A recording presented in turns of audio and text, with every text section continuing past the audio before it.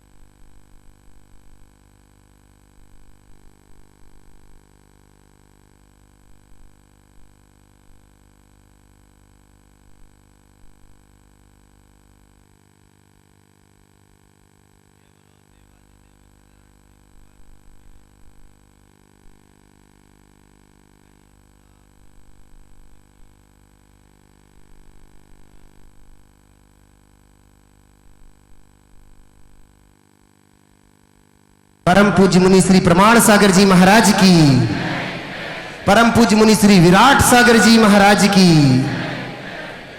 आचार्य संघ की। भगवान के दरबार में एक सेठ भगवान से शिकायत कर रहा था कि भगवान, मैं आपका इतना बड़ा भक्त, सेवक, पुजारी, पर आप मुझ पर अपनी कृपा क्यों नहीं वर्षाते? वर्षों से पूजा अर्चा करने के बाद भी मैं अभी तक स्वस्थ नहीं रहता, कोई ना कोई बीमारी मुझसे लगी रहती। मैंने हमेशा चाहा कि मैं टॉप पर रहूं, लेकिन मैं देखता हूं कि भक्ति के नाम पर मैं भले टॉप में हूं, पर दुनिया में आप आगे औरों को बढ़ाते हो, मुझे क्यों छोड़ देते हो? अक्सर मैं हर जगह अपने आप को पिछड़ा हुआ महसूस करता हूं। भगवान, मेरे साथ ऐसा पक्षपात क्यों? आखिर मुझे कब तक इस प्रकार के दुखों को भोगना पड़ेगा? उसने अपनी शिकायत भगवान से प्रकट की। इसी बीच एक अपाहिज व्यक्ति भगवान के दरबार में आया और भगवान के चरणों में ढोक लगाते हुए कहा, प्रभु धन्य हो, भले आपने मुझे पांव नहीं दिए, पर फिर भी मैं भाग्यशाली हूं कि बैसाखियों के सहारे आप तक आ गया। आपने मुझे आंखें दी, आपके रूप को निहार कर मैं अपने जीवन को धन्य कर रहा हूं। आपने मुझे जवान दी, आपके गीत गा करके मैं अपने जीवन को धन्य कर रहा हूं। प्रभु, बहुत बहुत आभार है आपका। यदि मेरे पैरों के साथ मेरी आंखें और जबान भी चली गई होती तो शायद मेरे पास कुछ भी नहीं होता। मैं किन शब्दों में आभार व्यक्त करूं, कैसे कृतज्ञता ज्ञापित करूं कि गया तो केवल पांव गया, बाकी सब कुछ पा गया हूं और आपकी कृपा के फल से, आपकी श्रद्धा भक्ति के प्रताप से बिना पाँव वाला होकर के भी मैं अपने पाँवों पे खड़ा हूँ, चाहे जो कर सकता हूँ। आपको बहुत बहुत आभार, बहुत बहुत धन्यवाद। ये दो तरह की मानसिकता है। संसार में इसी तरह के लोग जीते हैं। एक वे लोग हैं जो केवल शिकायतों में जीते हैं, और दूसरे वे हैं जो अहोभाव में जीते हैं। जीना हमें वही है, जीने की व्यवस्था वही है, सारे साधन, सुविधा, सामग्री सब कुछ वही है। अंतर क्या है? अंतर है केवल नजरिए का, सोच का, एटीट्यूड का। हम कैसे जीते हैं?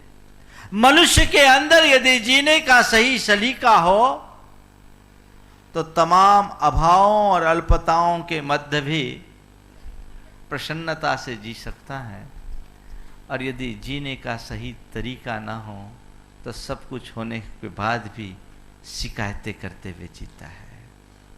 आज दुनिया में शिकायत और फरियाद करने वाले लोगों की बहुलता है, अहोभाव और धन्यवाद से भरने वाले लोग बहुत कम हैं, कृतज्ञता को प्रकट करने वाले लोग कम हैं। संत कहते तुम्हें जीवन मिला है तो अहोभाव से भरो, जीवन का रस लो, जीवन का आनंद लो।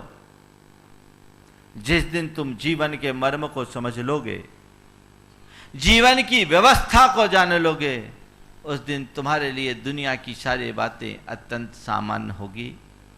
आज 4 बातें आप सबके बीच रख रहा हूं। दुख और सुख और दुख, हानि और लाभ, संयोग और वियोग, जय और पराजय।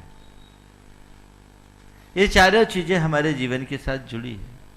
सुख दुख, हानि लाभ, संयोग वियोग, जय पराजय। इनमें से प्रायः मनुष्य का मन पहले वाले पक्ष से जुड़ा होता है। हर कोई सुख चाहता है, दुख कोई नहीं चाहता। हर कोई लाभ चाहता है, हानि कोई नहीं चाहता। संयोग में सबका मन राजी रहता है, वियोग किसी को पसंद नहीं, और सब जय के सपने देखता है, पराजय का सामना करना कोई नहीं चाहता।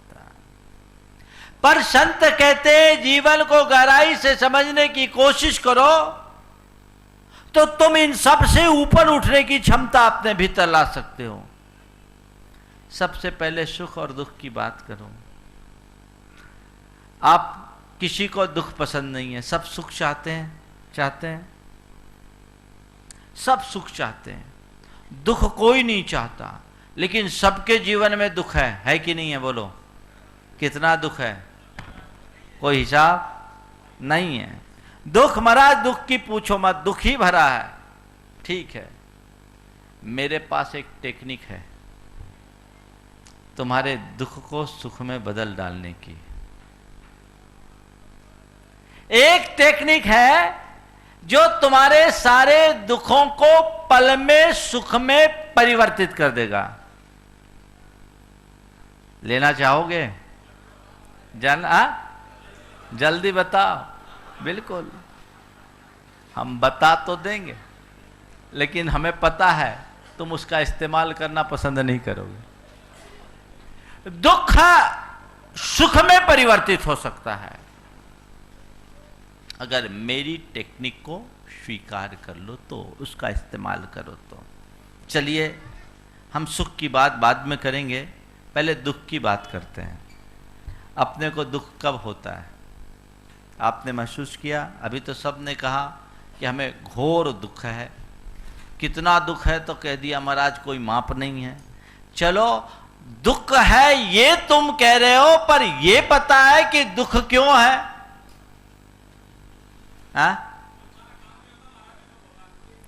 मन माना काम नहीं होता तो दुख होता। पहली बात, मनुष्य के दुख का पहला कारण वो जिसे चाहता है वो नहीं मिलता। यही ना? जो चाहता है वो न मिले दुख। तुम धन चाहो, धन न मिले तो दुख। तुम सुख भोग चाहो, सुख भोग न मिले तो दुख। तुम प्रतिष्ठा चाहो, वो न मिले तो दुख। तुम प्रभाव चाहो, वो न मिले तो दुख। तुम सम्मान चाहो, वो न मिले तो दुख। तुम संतान चाहो, वो न मिले तो दुख। तुम जो चाहो वो न मिले तो दुख। बिल्कुल यही है ना अनुभव। चलिए, दुनिया में ऐसा एक भी आदमी आपको दिखा जो ये कहे कि मैंने जो चाहा वो सब मुझे मिला? हाँ? नहीं ना। तो तुम्हें जो पसंद है वो मिले तुम्हारे हाथ में नहीं है। है क्या? तुम्हारे क्या किसी के हाथ में नहीं है कि वो जो चाहे वो उसे प्राप्त हो जाए? आज तक इस दुनिया में कोई नहीं हुआ। तो मैं आपसे कहता हूं, तुम जो चाहते हो वो नहीं मिलता, दुख होने लगता, दुख होता है। तुम जो चाहते हो नहीं मिलता, तुम्हें दुख होता है। जो मिला है उसे चाहने लगो, सुख होने लगेगा। पहला सूत्र, जो मिला है उसे पसंद करो, उसे लाइक करना शुरू करो, उसे चाहना शुरू करो। मनुष्य के मन की एक बहुत बड़ी दुर्बलता है, जो मिला है वह उसे पसंद नहीं करता, और जो पसंद है वह जीवन में कभी मिलता नहीं। ध्यान रखना, पसंद की चीजों को मिलना तुम्हारे हाथ में नहीं है, पर मिली हुई वस्तु को पसंद करना तुम्हारे हाथ में है। तुम तय करो तुम्हें क्या चाहिए। जो मिला है उसे अभी पसंद करना शुरू कर लो, उसे लाइक करना शुरू कर दो। तुम्हारा दुख सुख में परिवर्तित हो जाएगा। होगा कि नहीं होगा? बोलो। फिर आज से क्या करोगे? जो मेरे पास है, जो मेरा है, मैं उसे पसंद करूंगा, उसे चाहूंगा, और जो मेरे पास नहीं है उसकी चाह में पागल नहीं होऊंगा। ये एक जीवन में घटित करने की आवश्यकता है। इस धारा को यदि अपने भीतर प्रकटा लिया, जीवन परिवर्तित हो जाएगा। अच्छा ये बताओ, हमारे जीवन में बहुत सी चीजें ऐसी है जो हमारे पसंद के बिना मिली। पहले ये सोचो, हमारे जीवन में अभी जो है उसमें क्या क्या चीजें हैं जो तुम्हारी पसंद से मिली? हाँ? क्या क्या चीजें हैं जो तुम्हारे पसंद से मिली? हाँ? क्या बोल रहा है? पत्नी। हाँ, इसीलिए तो फेल हो गए। ये बताओ, आपने अजमेर में जन्म लिया, भगवान को प्रार्थना पत्र भेजा था क्या कि भगवान अगले जन्म में मुझे अजमेर भेजना? हाँ? तुम्हारे पसंद से अजमेर में जन्म हुआ? नहीं। तुम जिस माँ बाप के घर जन्मे वो क्या तुम्हारे पसंद से तुम्हें मिला? तुम्हारा जन्म स्थान तुम्हारे पसंद का नहीं, तुम्हारे जन्मदाता तुम्हारे पसंद के नहीं। तुम्हें ये जो शरीर मिला, तुम्हें ये जो रूप मिला, क्या तुम्हारे पसंद से मिला? नहीं मिला। जन्म स्थान, जन्मदाता और ये शरीर, तीनों तुम्हारे पसंद से नहीं मिला। इसमें तुम्हारी कोई चॉइस थी? नहीं थी। लेकिन ये बताओ, इन तीनों को पसंद करते हो कि नहीं करते? करते हो? पसंद करते हो तो ही मजा। अरे कहाँ पैदा हो गए हम, अजमेर की जगह अमेरिका में जन्म होते तो ज्यादा अच्छा होता। क्या होगा? रोते ही रहोगे। अब अजमेर में जन्मे हो तो तुम्हें अजमेर में ही अपने आप को खुश रखना होगा। अब मेरा जन्म अमेरिका में हो जाता तो सिवाय रोने के और कुछ नहीं। ये बात और है कि थोड़ी जुगाड़ कर लो, अपना हुनर जगा लो, तो अजमेर में जन्म लेकर अमेरिका में बस सकते हो। लेकिन जन्म तो तुम्हारा अजमेर का ही माना जाएगा, और जिंदगी भर तुम्हें इसे पसंद करना ही पड़ेगा कि नहीं? एक्सेप्ट करना पड़ता है।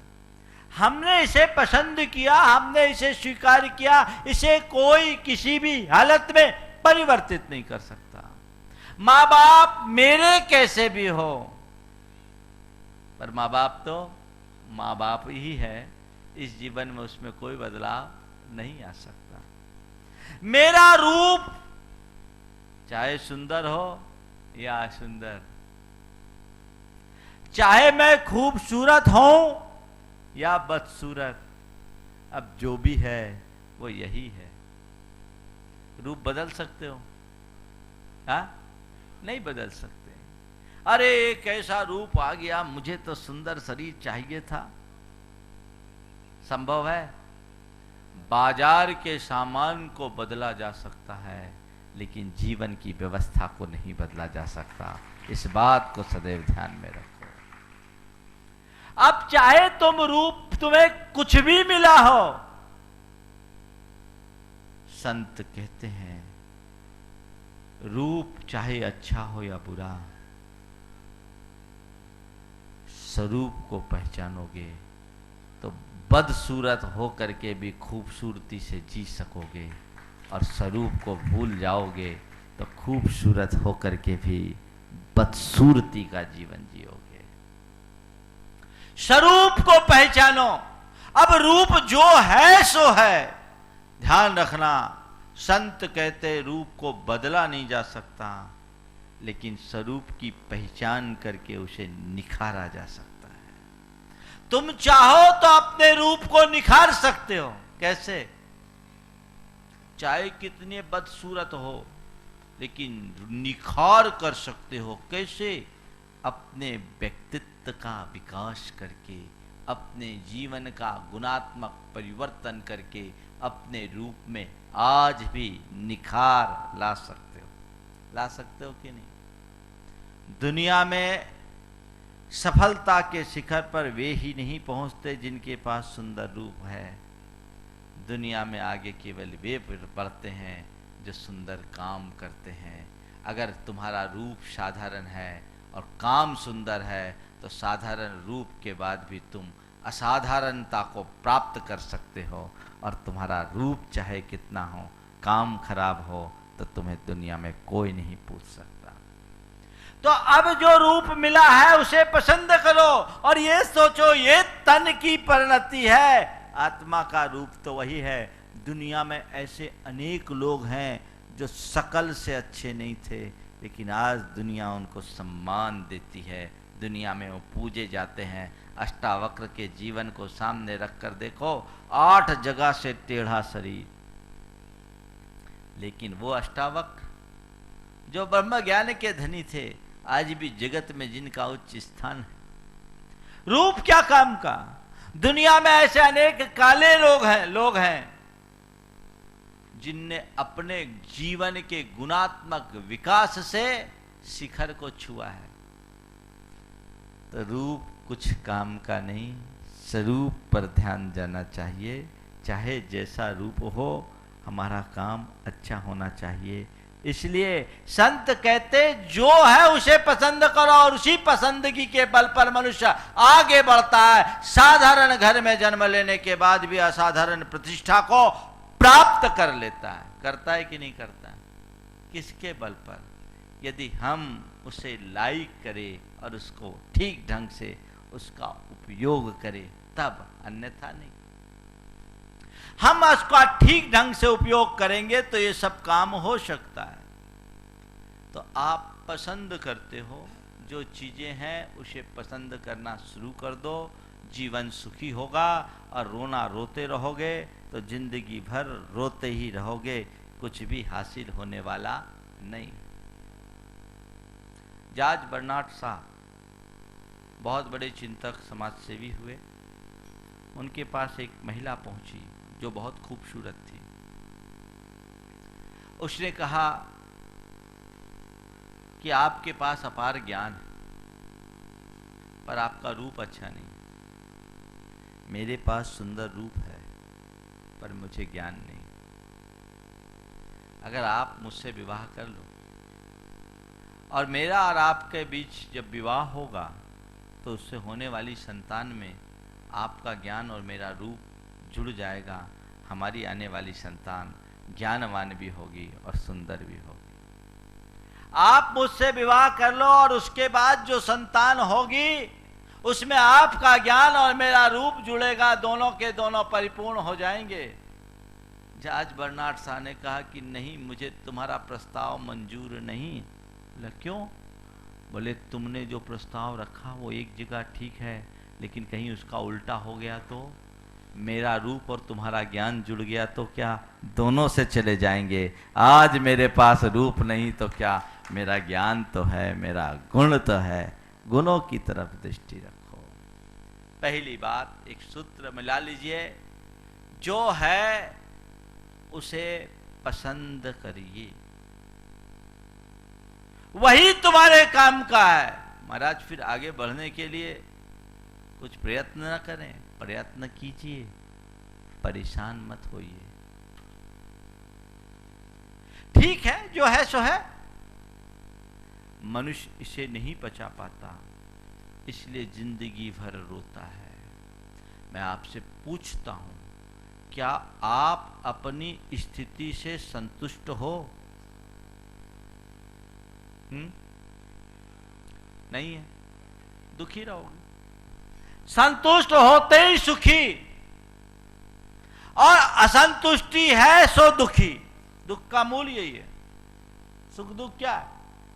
अगर आप अपनी स्थिति से संतुष्ट हैं तो दुखपूर्ण स्थिति में भी आप खुश रह सकते हैं, और अपनी स्थिति से असंतुष्ट हो गए तो कितनी भी अनुकूलता होगी दुखी होंगे। तो पहली बार अपने मन में जो है, जैसा है, जितना है, उससे संतोष रखने की कला विकसित करो।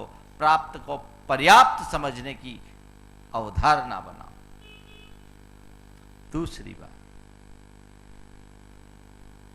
कितना भी दुख हो उसे एक्सेप्ट करना शुरू करो। जीवन में जब दुख आए, कैसा भी दुख हो, उसे स्वीकार करो। दुख को स्वीकार करते ही दुख आधा हो जाता है, और दुख का प्रतिकार करने पर दुख भारी होता है। तो दुख को स्वीकार करने की कला विकसित कीजिए। मैं आपसे एक सवाल करता हूं। अभी यहां पर आकर के आप सब लोग एकत्रित हैं, बैठे हैं। अपने हिसाब से, अपने अपने स्तर से आपका बड़ा ऊंचा ओहदा, स्टेटस, सब कुछ होगा। कहीं आपको कोई फर्श पर बैठने के लिए कह दे तो आप बैठना पसंद करोगे? हाँ? नहीं करोगे। किसी के घर आप गए, यहाँ आप सब फर्श पर बैठे हैं, कोई तकलीफ हो रही? चुभ रहा है नीचे से फर्श? नहीं चुभ रहा है। आप किसी आदमी के घर गए, वो खुद सोफा पर बैठा हो और आपको नीचे मैट पर बैठने के लिए कहे तो क्या होगा? हाँ, क्या हो गया? यहां भी फर्श पर बैठे हो भैया, बड़े मजे में बैठे हो कि नहीं? हाँ, कोई तकलीफ हो रही? नहीं हो रही। लेकिन वहां वो आदमी इससे अच्छी कालीन पे बिछाल रहा है, मखमली कालीन, खुद सोफा पर बैठा है, आपको नीचे बैठा रहा है। आपको तकलीफ होगी ना? क्यों हो रही है तकलीफ? कभी सोचा? नीचे बैठने से तकलीफ होती तो अभी भी होनी चाहिए। जिनके कमर में तकलीफ होती सब कुर्सी पे बैठे। देखो आजकल चेयर पर्सन की तो भरमार हो गई, सब चेयर पर्सन हो गए। ठीक, नीचे बैठने से तकलीफ होती तो यहां भी होती, लेकिन वहां नीचे बैठने से तकलीफ नहीं है, नीचा अनुभव करने से तकलीफ है। आप उसे एक्सेप्ट नहीं कर पा रहे हैं। यहां आपने सहज स्वीकार किया कि ये तो सिस्टम है नीचे बैठने का, नीचे बैठने में आनंद है, पर वहां आपका मन स्वीकार नहीं रहा। चलो, सामने सोफा पड़ा है, लेकिन जिसके घर आप गए हैं वो खुद जमीन पर बैठा है और आपको कह रहा है बैठिए। क्या करोगे? सोफा पर बैठोगे कि जमीन पे बैठोगे? हाँ, क्यों? अभी तो कह रहे थे जमीन पे बैठे तो तकलीफ नहीं। यहाँ का सिस्टम है, ये जमीन पे बैठा, मैं भी जमीन पे बैठूंगा। आज कोई इनका नियम होगा, कोई त्योहार होगा, इतना बड़ा आदमी जब जमीन पर बैठा, मैं भी जमीन पर बैठूंगा। मतलब आपने समझा, जीवन की चाहे जैसी भी स्थितियां हो, यदि हमारा मन उसे स्वीकार ले तो उससे प्रसन्नता की अनुभूति होती है, और मन जब अस्वीकार करता है, दुख देता है। तो सीधा सीधा सा सूत्र है, जब भी तुम्हें किन्हीं बातों का दुख हो, उसे एक्सेप्ट करना शुरू कर लो, स्वीकार करना शुरू कर दो। स्वीकार भाव जीवन में रस प्रकट करता, आनंद देता है, मजा देता है। स्वीकार करना है, हमें हर हालत में स्वीकार करना है। जो है, जैसा है, जितना है, स्वीकार करो। हमने अंजना के जीवन चरित्र को पढ़ा, उसके जीवन में दुख था, बोलो, था, पर अंजना दुखी थी। क्यों? उसके पास टेक्निक थी। क्या टेक्निक थी? दुख को सुख में परिवर्तित करने की। उसका क्या उपाय है? स्वीकार कर लो। स्वीकार करते ही दुख सुख में परिवर्तित हो जाएगा, चाहे लाभ हो या हानि, संयोग हो या वियोग, जय हो या पराजय। यदि तुमने उसे स्वीकार कर लिया तो तुम्हारा मन कभी दुखी नहीं होगा, और स्वीकार नहीं किया तो तुम कितना भी पा जाओ, मन कभी सुखी नहीं होगा। ये जीवन का अनुभव है या नहीं? बोलो, है? स्वीकार करो, अपनी हालत को स्वीकार करो। एक पिता की दो बेटियां, देखो क्या होता है। स्वीकार करने से जीवन सुखी, और स्वीकार न करने से जीवन दुखी कैसे होता है। अपनी स्थिति से संतुष्ट न रहने वाले का हाल कितना बुरा होता है। दो बेटियां थी, एक खूब खूबसूरत और दूसरी अपेक्षाकृत उतनी ही, आप लोगों की भाषा में, बदसूरत। पहली बहुत सुंदर थी, लेकिन उसमें एक कमी थी, उसकी आवाज बड़ी कर्कश थी। सुंदर थी लेकिन आवाज बड़ी कर्कश थी, और ज्ञान बिल्कुल नहीं था। और दूसरी थी बिल्कुल काली कलूठी, एकदम बदसूरत, पर आवाज एकदम कोकिल कंठी, और ज्ञान में प्रखर। ज्ञान में प्रखर आवाज ऐसे कि सुनने वाला मंत्रमुग्ध हो जाए। ज्ञान ऐसा कि अच्छे अच्छे की समस्या सुलझा दे। लेकिन क्या बताऊं, दोनों के दोनों डिप्रेशन में, दोनों के दोनों डिप्रेशन में। पहली इस बात के लिए डिप्रेशन में थी कि मेरे पास सुंदर रूप तो है, पर मेरी आवाज कोई पसंद नहीं करता, और मेरे पास बुद्धि नहीं। मेरी बहन की आवाज कितनी सुरीली है, उसका ज्ञान कितना है, हमारे अंदर वो ज्ञान आना चाहिए, हमारे अंदर वैसी हमारी आवाज बननी चाहिए। वो डिप्रेशन की शिकार। और दूसरी, मेरे पास आवाज है तो क्या है, मेरे पास ज्ञान है तो क्या है, मुझे कोई देखना पसंद नहीं करता, मेरा ये रूप विकृत है, मेरे लिए तो बहन जैसा सुंदर रूप होना चाहिए। दोनों के दोनों डिप्रेशन में। अब बोलो, ऐसों को क्या कहेंगे? है कोई उपाय? इस तरह के डिप्रेशन के शिकार बहुत लोग हैं। और एक बात बताऊं, ये जितने भी ना डिप्रेशन के शिकार, सब टॉप वाले होते, नीचे वाले नहीं होते। होते हैं क्या? अभी एक किसी ने सवाल पूछा कि महाराज, एक चिड़िया जब आकाश में उड़ते हुए चील को देखती है तो सहज भाव से अपना उड़ान भरती है, उसके मन में कोई प्रतिक्रिया नहीं होती, पर इंसान जब अपने से आगे बढ़ते हुओं को देखता है तो डिप्रेशन का शिकार क्यों हो जाता है? सवाल आया था 3-4 दिन 5 दिन पहले आया था। चिड़िया चील को देखती है तो भी वो अपने पंखों को समझकर अपनी उड़ान भरती है, न चील से प्रतिस्पर्धा करती है, न चील से ईर्ष्या। लेकिन ये इंसानी ऐसी दुर्बलता है कि वो अपने पंखों की सामर्थ्य बढ़ाने की जगह सामने वाले के कोसने की प्रवृत्ति रखता है। संत कहते हैं, अपनी सामर्थ्य को विकसित करोगे, आगे बढ़ोगे, और जितना तुम्हारे पास है वो तुम्हारे लिए पर्याप्त है, वो तुम्हारे लिए पर्याप्त है। चील को जो रस ऊंचाई पे मिल रहा है, चिड़िया को वही रस धरातल से जुड़ करके भी प्राप्त हो सकता है। यदि रस लेना तुम जानो तो अपने आगे कोई बढ़े उससे कभी प्रतिस्पर्धा मत करो, अपनी स्थिति से संतुष्ट रहने की कोशिश करो। और जीवन में जब कभी कोई विसंगति आए तो उसे स्वीकार करो और विसंगति में भी संगति बनाकर चलने की शुरुआत करो। ये जीवन का मंत्र है। दुख आए एक्सेप्ट कर लो, चाहे कैसी बीमारी हो, चाहे जैसी विपत्ति हो, चाहे जैसा वियोग हो, या और किसी भी प्रकार का प्रकोप हो। ठीक है, कर्म का उदय है, जो सामने है सामना करो, जो सामने है सामना करो। अब घबराने से क्या होगा? कुछ होगा क्या? नहीं होगा। अगर तुमने अपने मन को उस तरीके से तैयार कर लिया तो जीवन के कठिनाई से भरे दौर में भी स्थिरता रख सकोगे। और यदि नहीं किया तो जीवन में अपने आप को कभी संभाल नहीं सकोगे। तो दुख आए उसे एक्सेप्ट करना शुरू करो। दूसरी बात, दुख को या ऐसा कोई दुख प्रसंग आए, इग्नोर करो।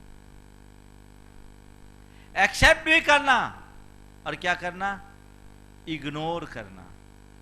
किसको इग्नोर करना? हाँ? जिन बातों से मन अशांत हो उनको, दुप्रसंगों को इग्नोर करो। आपको दुख होता है कब? जब कोई कटुक्ति आपके प्रति हो जाए, तब कोई उल्टा बोल दे, तब को उल्टा सीधा व्यवहार कर ले, तब होता है कि नहीं होता? बोलो। आपको किसी ने कुछ बुरा बोला तो उसके बोलने से आपको दुख होता है कि सुनने से? सुनने से। अगर कोई आदमी आपकी कितनी भी निंदा करे, कितनी भी आलोचना करे और आपको उसका पता नहीं हो तो रंचमा तो दुख होगा। पक्का? तो भैया मैं तो यही सूत्र दे रहा हूं, कोई कितना ही बोले सोचो हमने सुना ही नहीं, इग्नोर करो, इधर से उधर बाईपास कर दो, दुख खत्म। बोलो, टेक्निक पसंद है कि नहीं? एक बार ताली तो बजा दो। कितना इजी टेक्निक है कि नहीं है? पर महाराज क्या करूं, सुनते समय तो अच्छा लगता है, पर जब प्रैक्टिकली उसे करना होता है तो बड़ी तकलीफ होती है। देखो, मनुष्य के जीवन में तकलीफ देने वाले दो कारक हैं, एक अहंकार और दूसरी आसक्ति। इग्नोर क्यों नहीं कर पाते? हमारे मन का ईगो उसे इग्नोर नहीं करने देता। कैसे कर दूं? हमको बोल दिया, समझता क्या है? अभी उसकी औकात दिखा दे। उसकी औकात क्या दिखाओगे? तुमने अपनी औकात तो दिखा दी कि तुम कितनी ज्यादा बातों से प्रभावित होने वाले लोगों में शुमार हो।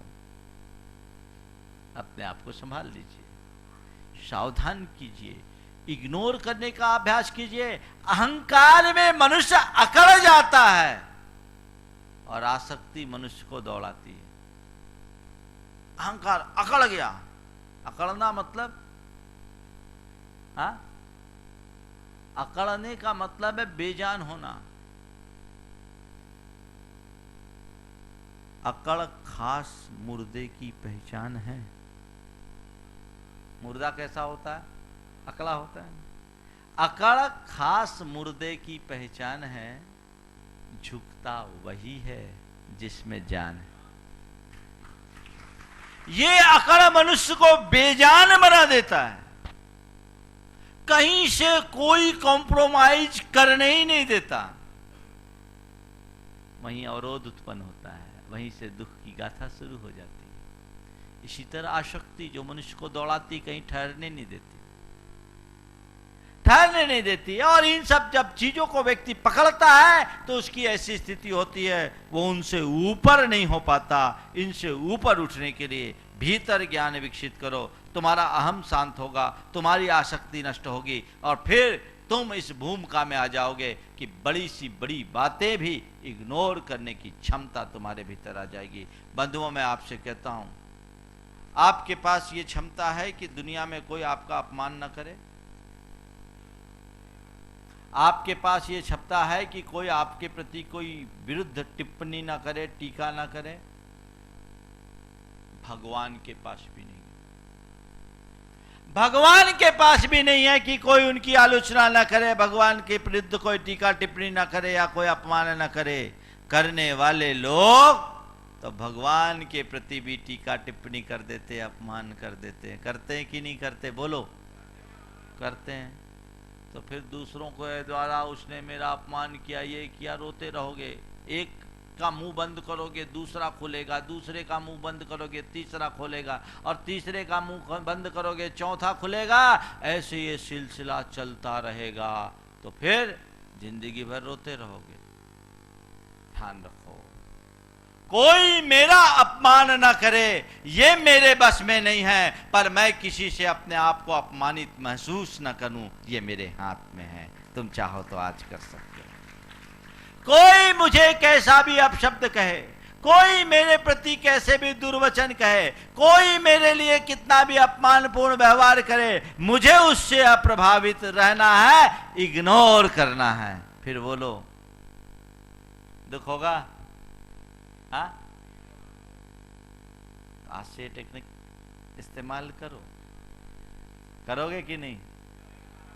बोले महाराज अभी तो करेंगे। बड़ी मुश्किल है, मन की बड़ी मुश्किल है, बहुत कठिनाई है। वो कठिनाइयों से रास्ते पर आता है। इग्नोर करना सीखिए। जितना आप इग्नोर करना सीखोगे, जीवन में उतना ही रस प्रकट होगा। वो हमारी कोशिश होनी चाहिए। छोटी छोटी बातों को आप लोग पकड़ लेते हैं। आपके घरों में जो लड़ाइयां होती है, क्यों होती है? बड़ी बातों के कारण लड़ाइयां नहीं होती। क्यों होती है? बिना मतलब की छोटी छोटी बातें घर को नरक बना देती है। और मैं आपसे कहता हूं, अगर बातों को इग्नोर करना शुरू कर दो, जिंदगी स्वर्ग बन जाएगी। तुम्हारे हाथ में है, क्या करो। आज से तय करो, जब भी कोई ऐसा दुष्प्रसंग आए, महाराज ने कहा था इग्नोर करना है, इग्नोर करना है। आनंद आएगा तो एक्सेप्ट कीजिए, इग्नोर कीजिए, एग्जिट कीजिए। क्या हुआ? अगर हम इग्नोर कर दे, बहुत अच्छी बात है, पर कई ऐसा प्रसंग होता है जहां हमारा मन एडजस्ट नहीं होता, वहां रहना पड़ता है, और लग रहा है कि यहां रहने से बात बिगड़ेगी, तो बाहर हो जाइए। क्या कीजिए? एग्जिट हो जाइए, बाहर हो जाइए। अपने आप को उससे दूर कर लीजिए। जहां मेरे मत ना मिले, जहां मेरा विचार ना मिले, जहां लोगों का आपस में तालमेल ना दिखे, उस जगह से दूर हो जाओ। दोनों हाथ जोड़ लो। हम अपने परिणाम खराब करने के लिए ऐसी जगह सम्मिलित नहीं होंगे। हम अपने बेशकीमती जीवन को व्यर्थ में नहीं जाने देंगे।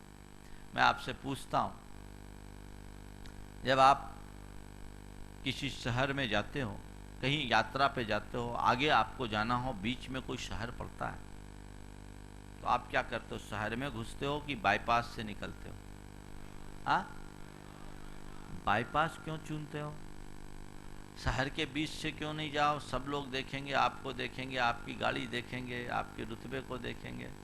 अरे महाराज, आपको इतना ही पता नहीं है, शहर में जाएंगे तो ट्रैफिक में फंस जाएंगे, 10 जगह लाल बत्ती आएगी, रुकना पड़ेगा, टाइम वेस्ट होगा। इससे अच्छा है बाईपास करो, कोई से मतलब ही नहीं, सीधे अपनी गाड़ी को आगे बढ़ाओ। मैं आपसे कहता हूं, जहां भी आपको लगे कि मेरी गाड़ी ट्रैफिक में फंसने वाली है, बाईपास का रास्ता अपना लो,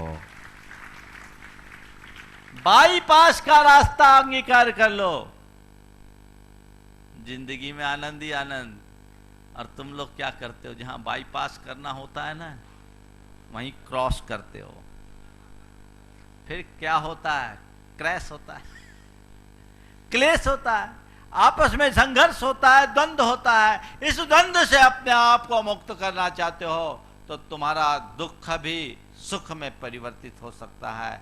आप जो मिला है उसे लाइक कीजिए, फिर एक्सेप्ट कीजिए, इग्नोर कीजिए, एग्जिट कीजिए। ये 4 सूत्र आपके जीवन की कामयाबी के लिए बहुत उपयोगी हैं। इन्हें अपना करके चलेंगे, निश्चयतः आप अपने जीवन में आगे बढ़ सकेंगे।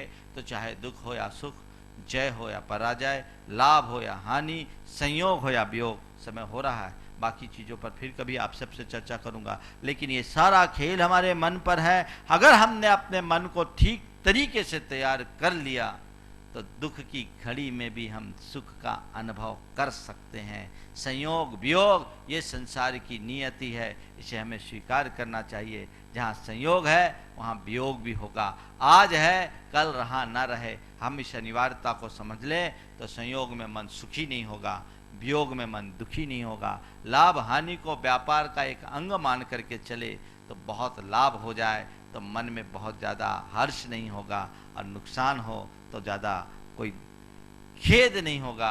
आप रुपयों का लेन देन करते हैं, जब आपके हाथ से रुपया निकल जाता है चेहरे पर कैसा भाव होता है? मायूस हो जाता है, होता है ना।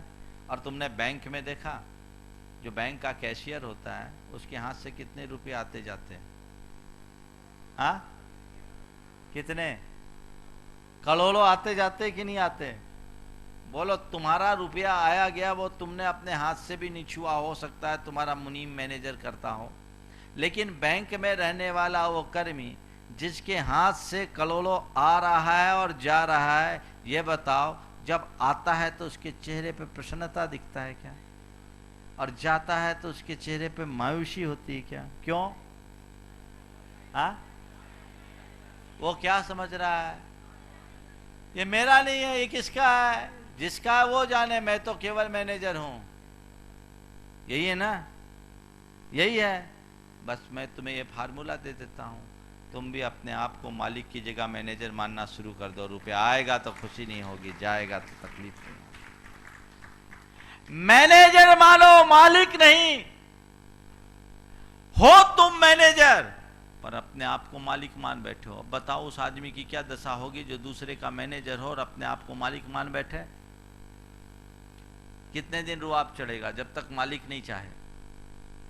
तो सच्चाई ये है कि तुम्हारे जीवन में जो भी संयोग वियोग हानि लाभ है वो तुम्हारे हाथ में नहीं है, उसका नियंता कर्म है। इस सच्चाई को स्वीकार करो और हानि लाभ में संभाव रखने का अभ्यास करो। हम तो मैनेजर हैं, आ गया तो रख लिया, चला गया तो चला गया। एंजॉय करो। क्या करो? आने में भी एंजॉय और जाने में भी एंजॉय, जीत में भी एंजॉय और हार में भी एंजॉय। जीवन का सही मजा है। एंजॉय करना सीखो। आप लोग एंजॉय करते हो किसमें? चीजों के माध्यम से। संत कहते हैं चीजों के माध्यम से किया गया एंजॉय अल्पकालिक होता है और जीवन के माध्यम से लिया गया एंजॉय चीज स्थायी होता है। जीवन में एंजॉय करो। कोई भी प्रसंग घटे, कोई भी परिस्थिति आए और कोई भी प्रकरण प्रकट हो, उसको भी एंजॉय करो, उसका रस लो, उसका आनंद लो। ठीक है, ये आया, ये भी एक पार्ट है। ये नाटक होता है ना, नाटक, तो नाटक में हंसने का भी दृश्य होता है और रोने का भी दृश्य होता है कि नहीं होता?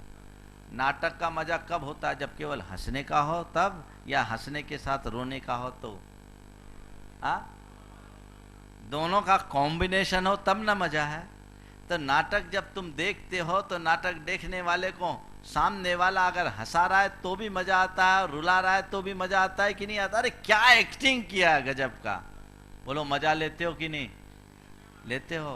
तो बस मैं आपसे कहता हूँ ये जीवन भी एक नाटक है। इसमें हंसने की बात हो तो भी मजा लो और रोने की बात हो तो भी मजा लो, तो जीवन का आनंद।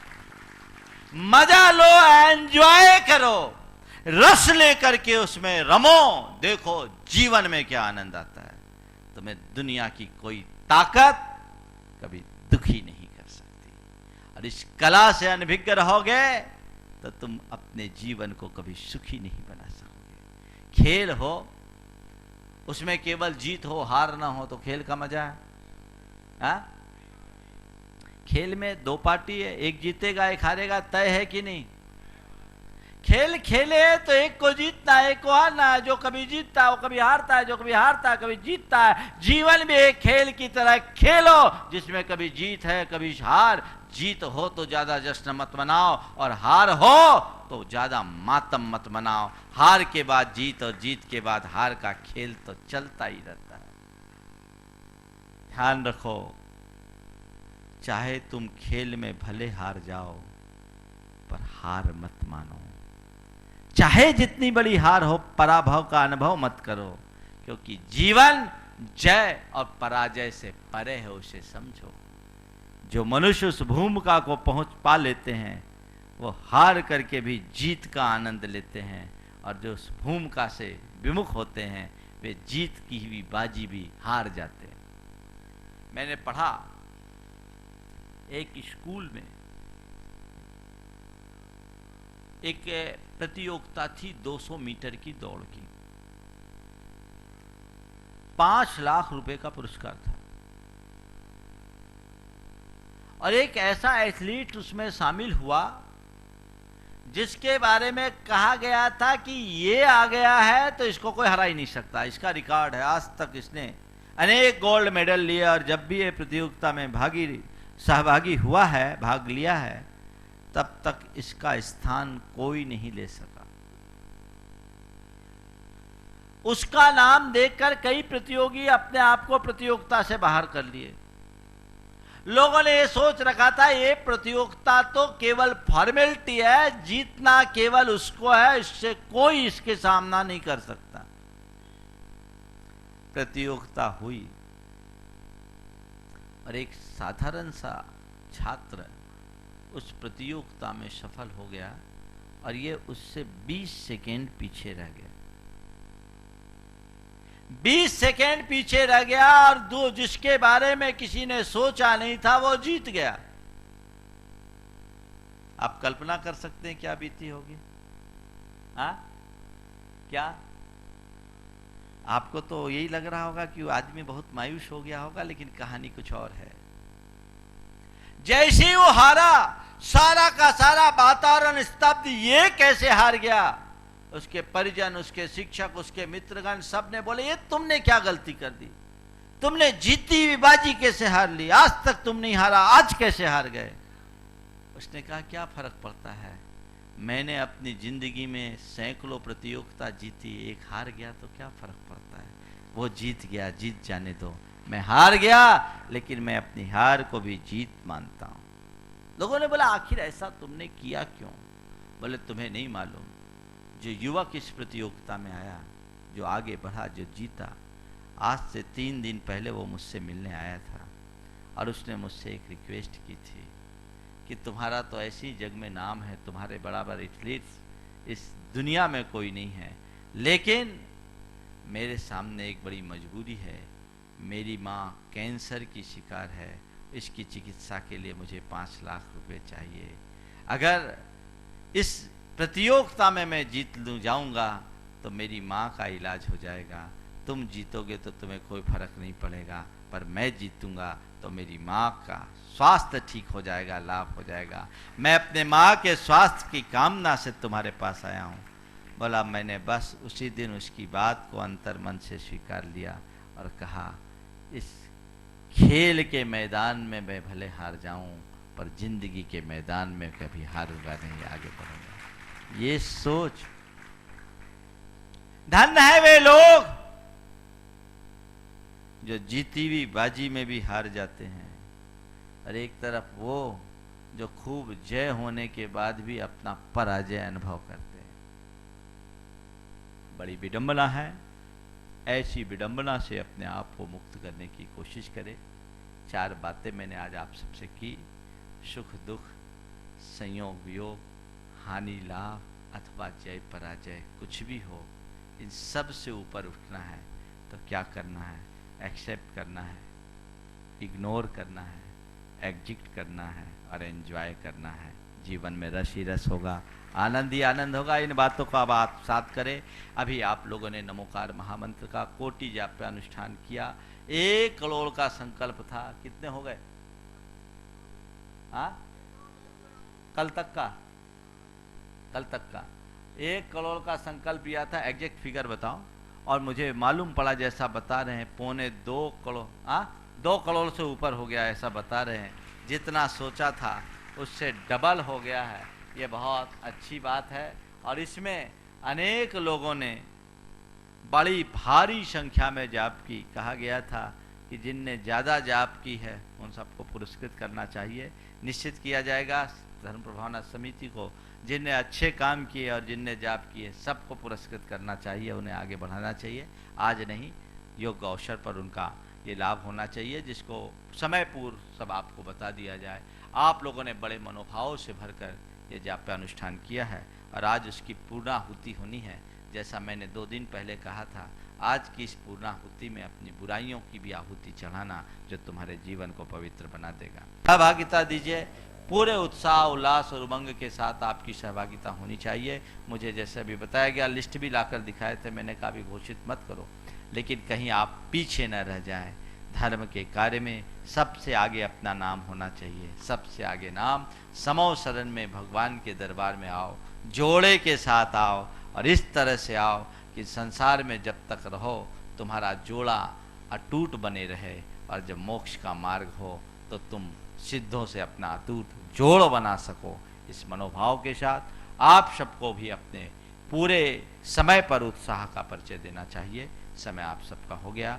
परम पूज्य गुरुदेव के अजमेर आगमन के मनोभाव से आप लोगों ने ये जाप किया, बहुत अच्छा। मेरे पास सूचना आई, देश भर में अनेक लोगों ने जाप किया। कुछ लोगों ने अपने अनुभव शेयर किया।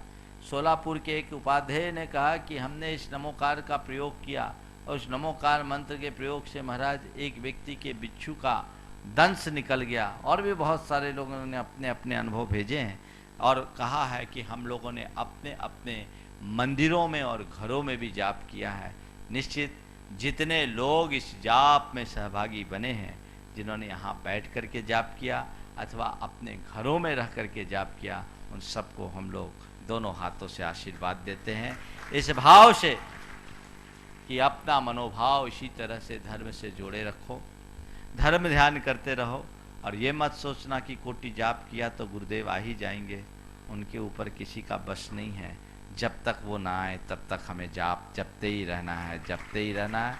अपनी शक्ति और परिस्थिति के अनुरूप जाप जपे।